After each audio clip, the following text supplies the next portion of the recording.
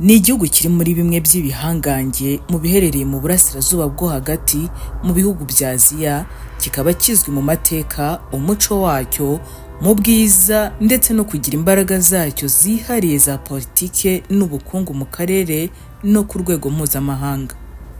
Izina Iran risobanura igihugu cy'Abaperesi, kuko iki gihugu gifite amateka akomeye ashingiye ku bwami bw'Abaperesi. Iran ni ejo bundi yakoze ku mbarutso maze yereka Isiraheli ko nayo itavugirwamo kabiri. Gusa aha ntituje kuvuga iby'intambara y'aba bombi n'izindi bishoreranye, ahubwo duserukiye kubaganiriza bimwe mu by'ibanze twamenya kuri iki gihugu kiri mu bifite ubukana butoroshye mu ntambara, iterambere n'ibindi byinshi utari ukiziho. Kije, bienvenue, ikaze, welcome to the BGU Space. Ngwino dusesekarane ku mugabane wa Aziya ku butaka bw'abasaga miliyoni 87, bukaba ubwabo gakondo ndetse bubwabo bise Iran. Njye uri kumva di Benita Giraneza Owera.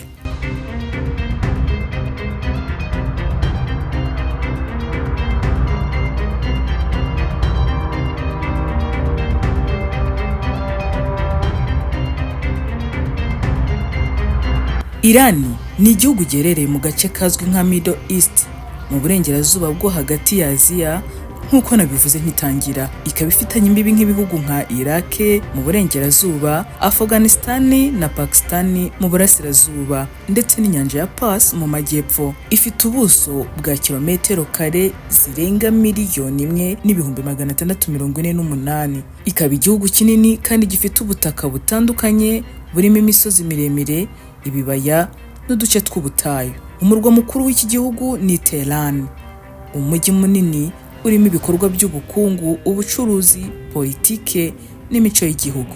Zimwe mu ndimi abaturage ba Iran bavuga harimo Igiparisi cyangwa se Igifasi, ururimi rwemewe nk'ururimi gakondo rw'igihugu, usibye ko n'icyongereza bamwe muri bo bakivuga, yewe n'icyarabu gikakaye. Muri bo bagira amoko y'abantu nk'abitwa Abakarudi, Abaturuki, Abahazara n'abandi. Iran ifite amateka y'ubwami bwagiye buyobora akarere mu bihe bitandukanye mu gihe cya kera. Iki gihugu kandi mu mateka ya kera nicyo cyitwaga Persia. Igihugu cyabayeho mu mateka ya kera cyane, kikaba cyaragiye kiyoborwa n'ubwami bukomeye nk'ubwami bwa Achaemenid na Sassanid. Ubu bwari ubwami bw'Abaperesi. Amateka y'Abaperesi arimo ibikorwa bikomeye by'ubumenyi, ubukorikori, ikoranabuhanga muri icyo gihe ndetse n'ubugeni budasanzwe.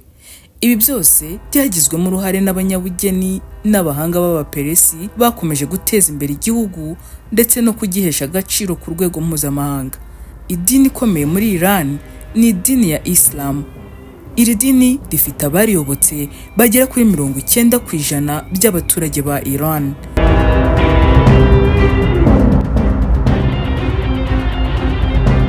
Iran ni igihugu kibanda cyane ku mategeko ashingiye ku myemerere ya Islam. Ibi bikaba bigira uruhare runini mu miyoborere no mu mategeko y'igihugu. Izwi cyane mu mico y'ubugeni, ubuvanganzo n'ibindi bishingiye ku muco gakondo w'Abaperesi. Abanyabugeni bo muri Iran bazwiho guhanga ibishushanyo byiza cyane n'imitako ya zahabu n'ifeza ifite agaciro gakomeye cyane.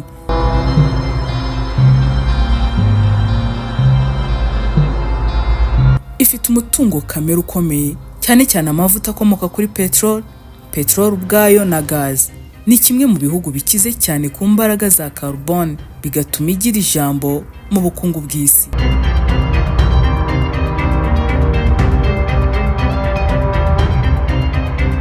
Nubwo ifite umutungo kamere ndetse ukomeye cyane, Iran yakunze kwibasirwa n'ibihano mpuzamahanga, cyane cyane kubera gahunda yayo yo gukora intwaro za kirimbuzi.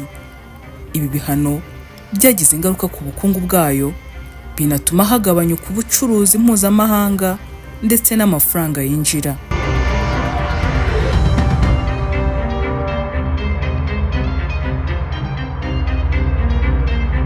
Ubuyobozi bwabo bushingiye kuri Islam nk'uko twabivuze ni ubwa Repubulika ya Kiislamu, Islamic Republic, kandi igihugu cyabo kigenzurwa n'ubuyobozi bukuru Supreme Leader, ariwe ufite ububasha burenze ubw'abandi bayobozi bose mu gihugu. Uyu mwanya ufatwa n'umuntu ukomeye mu idini yabo. Perezida niwe uyobora guverinoma, ariko inshingano ze zigenzurwa cyane n'uyoboye igihugu mu bijyanye n'idini. Ibi bigaragaza imbaraga z'amategeko ashingiye ku idini n'uruhare rw'imiyoborere mu mibereho y'abaturage. Iran kandi yakunze kugira amateka y'ibibazo bikomeye n'ibihugu by'uburengerazuba, cyane cyane Leta Zunze Ubumwe za Amerika. Ibi bikaba byaratumye Iran yongera kwibasirwa n'ibihano bishaririye kandi bikomeye by'umurengera. Nubwo yagiye igira izi nzitizi, Iran yakomeje kuba igihugu gifite ijambo mu karere ndetse ikagira n'imbaraga mu kubana n'ibindi bihugu byo muri Aziya nk'Uburusiya, Ubushinwa n'ibindi byo mu burasirazuba bwo hagati. Iran mu bukerarugendo ni igihugu gifite ahantu h'ingenzi h'amateka yihariye ku rwego rw'isi, harimo nk'inyubako z'igihe cy'ubwami bw'Abaperesi n'ubusitani bwiza cyane nka Jardin des Filles cyangwa se Fin Garden. Ibi byose byatumye ahantu henshi muri iki gihugu hashyirwa ku rutonde rw'umurage w'isi wa UNESCO. Abantu basura Iran bagaragaza ko ari igihugu gifite umuco uhebuje, abantu baho bakagira urugwiro n'ahantu h'ubukerarugendo hizewe hakataraboneka. Iran ni igihugu gifite amateka akomeye, umuco wihariye, umutungo kamere mwinshi, ariko kinarangwa n'ibibazo bya politike bikomeye mu rwego mpuzamahanga, cyane cyane mu bijyanye n'amategeko y'idini n'ibihano by'ubukungu byashyizweho n'ibihugu byo hanze nk'uko twigeze kubivuga. Dore ejo bundi yagize uku ibitumbagije ibitero bikomeye bya misile by'akataraboneka ku butaka bwa Isiraheli. Kandi uretse na Isiraheli, dore isi yose yacitse ururondogoro k'ibi byaba ari intandaro noneho y'intambara karundura yo kurimbura akarere ibi bihugu bituyemo, bitijwe umurindi nabyo ubwabyo n'imitwe ya Hezbollah na Hamas. Iyi mitwe kandi nk'uko bizwi ikaba ifashwa cyane na Iran.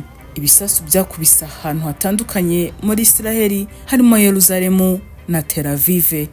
Nubwo igisirikare cya Isiraheli cyavuze ko misile nyinshi zarashwe zateshejwe n'ubwirinzi bw'ikirere, Iran kandi yitangarije ko yagabye ibi bitero ku gisubizo yagombaga guha Isiraheli ku bwicanyi yari yakoze, aho yivuganye abayobozi ba Hezbollah na Hamas ndetse n'umugaba mukuru w'igisirikare cya Iran mu byumweru byabanjirije ibyo bitero. Isiraheli kandi nayo nuko ntigoheka, ubu nayo yamaze gutangaza ko igiye gukora mu musokoro wa Iran.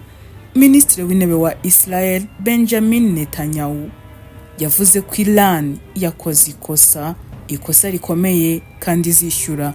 Nyamara Iran nayo iracyatsimbaraye iti reka da, ahubwo ntibarabona. Gusa nk'uko twabivuze ko tutagiye kwibanda cyane ku bibazo byihariye by'intambara byabo, nimunyemerere dusoreza iki kiganiro naho ubutaha. Ndabibutsa ko igitekerezo cyawe, inyunganizi byawe bidahejwe hano kuri BGU Space. Gerageza kubitanga mu kinyabupfura.